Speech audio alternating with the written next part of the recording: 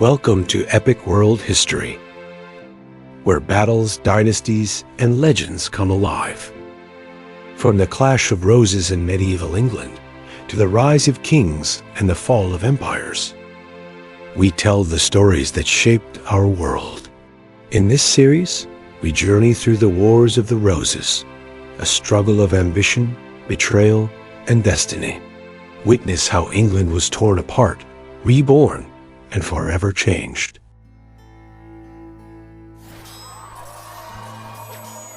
The Wars of the Roses began as more than a family feud. It was an English civil war that pitted two great dynasties against each other, the House of Lancaster and the House of York. Their struggle for the throne plunged medieval England into chaos, where ambition, betrayal, and blood shaped the fate of a kingdom. Behind the roses lay power, survival, and the destiny of kings.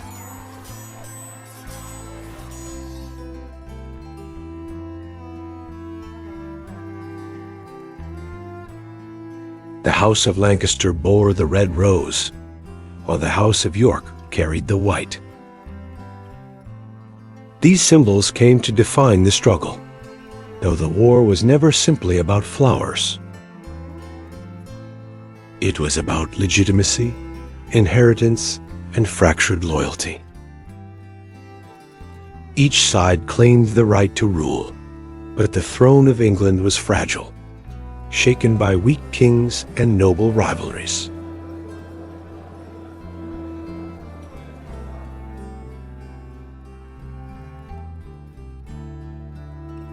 The conflict's roots stretched back to King Edward III. His descendants divided into rival branches. Lancaster and York, each convinced they held the stronger bloodline. When Henry VI of Lancaster proved a weak and troubled king, the opportunity for rebellion emerged. His instability gave Richard, Duke of York, a chance to press his family's claim.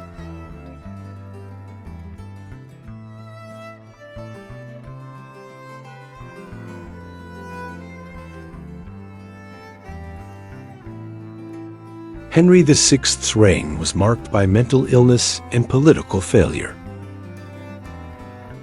He was unable to control his nobles, who formed factions around him. His queen, Margaret of Anjou, fought fiercely to defend her husband's throne.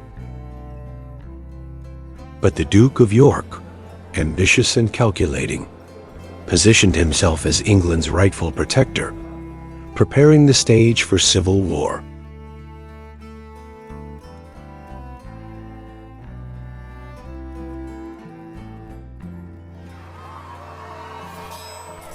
The first clash erupted at the Battle of St. Albans in 1455.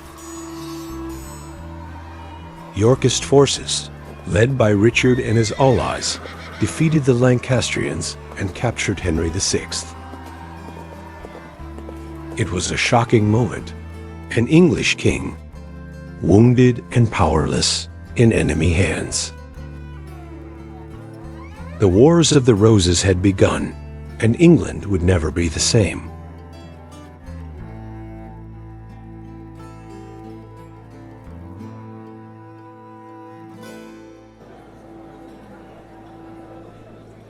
The victory at St. Albans gave the House of York prestige, but not the crown.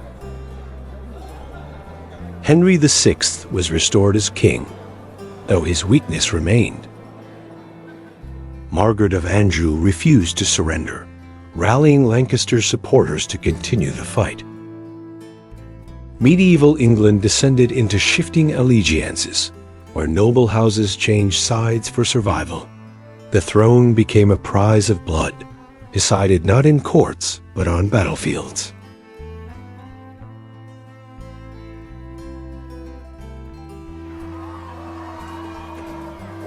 In 1460, the Yorkists struck again at the Battle of Northampton, capturing Henry VI once more. The Act of Accord declared Richard, Duke of York, heir to the throne, disinheriting the king's own son, Prince Edward. Outraged, Queen Margaret swore vengeance. The stage was set for the bloodiest clashes yet, as the Queen sought to secure her son's birthright with steel and fury.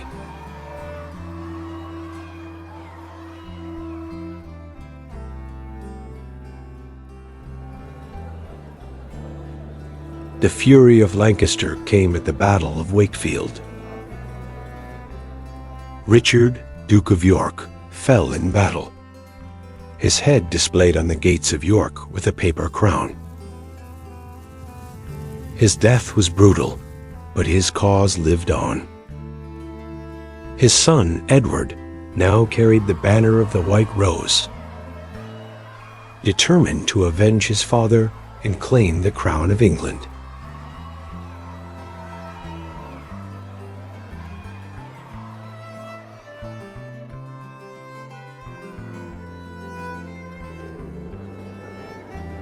Edward of York proved a brilliant commander. In 1461, at the Battle of Towton, the largest and bloodiest clash of the Wars of the Roses, tens of thousands perished. Edward triumphed, and Henry VI fled into exile.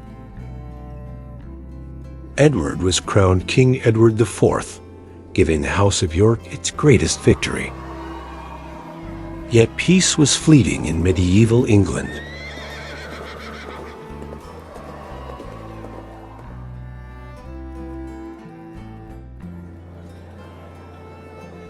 Edward IV's reign brought strength, but also division.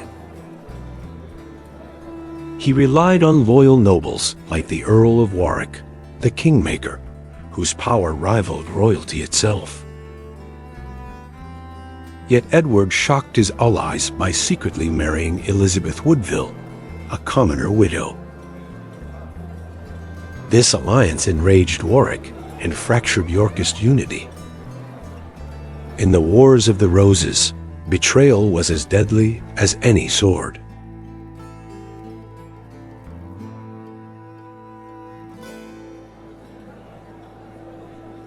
Warwick turned against Edward IV, aligning with Margaret of Anjou and restoring Henry VI to the throne in 1470.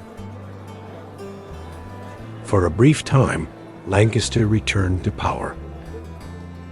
But this restoration was fragile. The English Civil War now burned hotter, as Edward regrouped his forces and prepared for his dramatic return. England's crown shifted like a prize in a deadly game.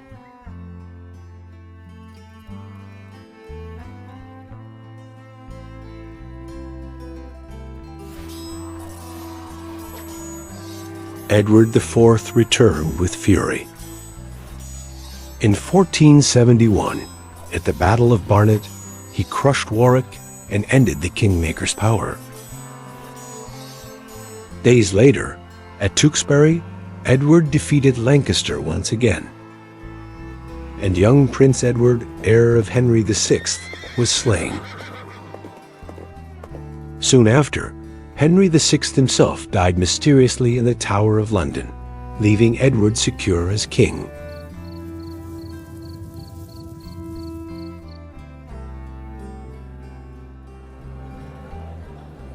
Edward IV's second reign brought stability, but shadows loomed.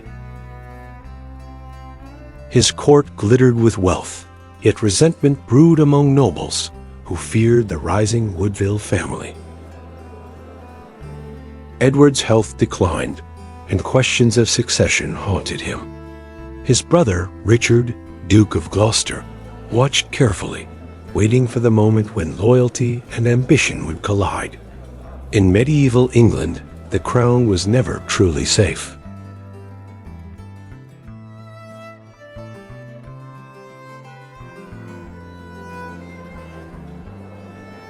When Edward IV died in 1483, his son Edward V was only 12 years old.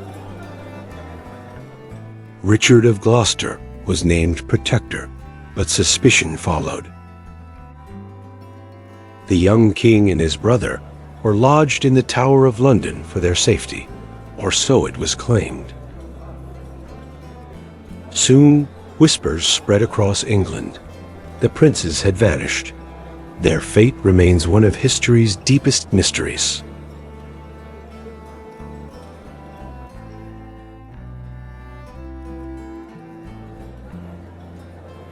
Richard of Gloucester seized the throne, crowned as Richard III.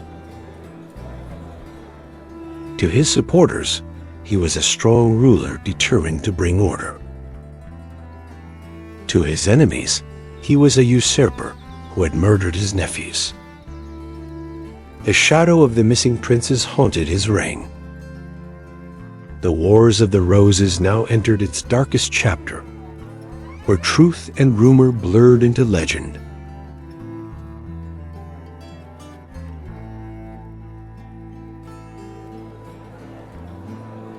Richard III faced rebellion almost immediately. Noble houses divided, some fearing his power, others loyal out of necessity. In exile across the Channel, a new rival emerged, Henry Tudor. A distant descendant of the House of Lancaster, Henry claimed the crown by blood and by destiny. He gathered allies in France, preparing to challenge Richard for the throne of England.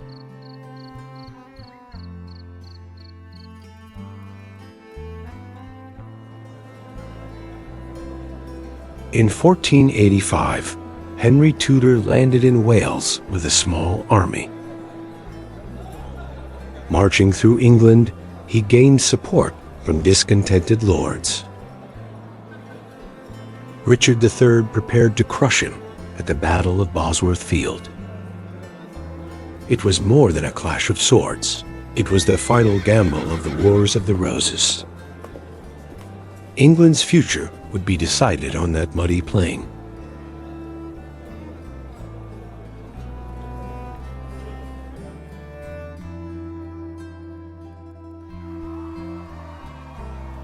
At Bosworth, betrayal sealed Richard's fate. The Stanleys, powerful nobles who had promised aid, turned against him in the heat of battle. Richard fought bravely, charging into enemy lines, but he was struck down and killed. With his death, the reign of the Plantagenets ended. For the last time, a king of England fell in battle.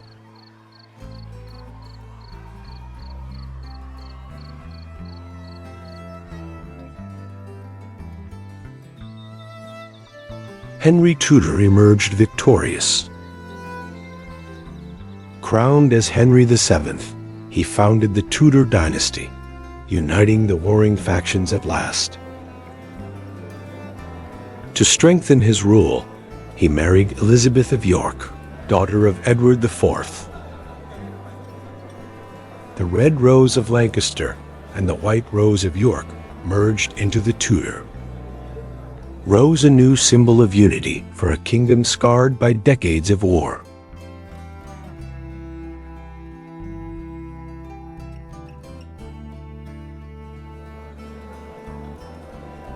The Wars of the Roses had cost England dearly.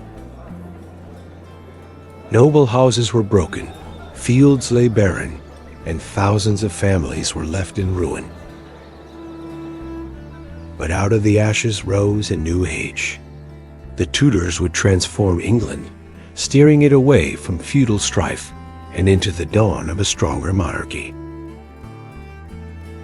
Henry VII's victory was the end of one war, but the beginning of another story.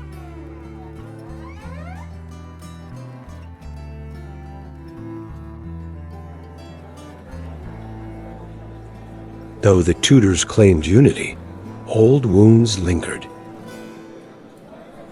Plots and pretenders arose, including impostors who claimed to be the lost princes in the Tower. Henry VII crushed these threats, but the memory of civil war haunted England. The Wars of the Roses had ended, yet the shadow of betrayal remained etched into the nation's soul.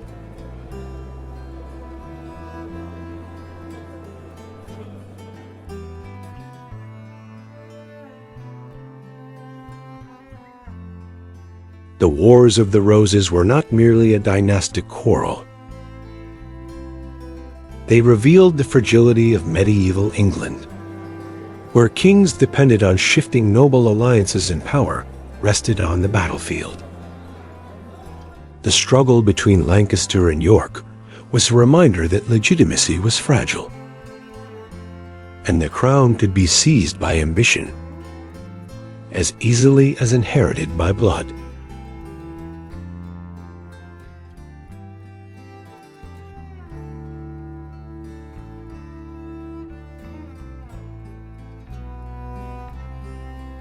Legends grew around the conflict. Shakespeare immortalized Richard III as a villain, his cry of "A horse, my kingdom for a horse," echoing across centuries. But beyond drama lay reality, a complex civil war where loyalty, greed, and survival shaped destiny. The Wars of the Roses were not a tale of heroes and villains, but of human ambition and the price it demanded.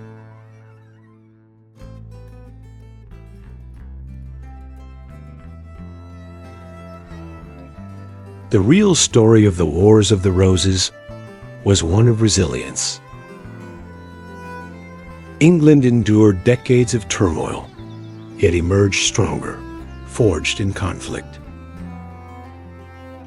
The Tudor dynasty secured stability and began the journey toward the England we know today. The white rose and the red rose faded into memory, but their legacy still blooms in the nation's history.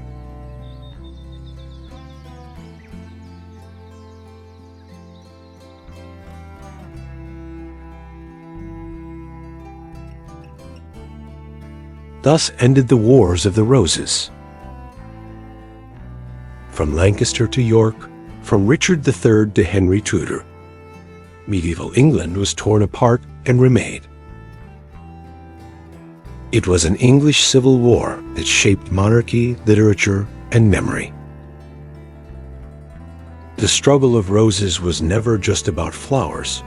It was about power, survival, and destiny.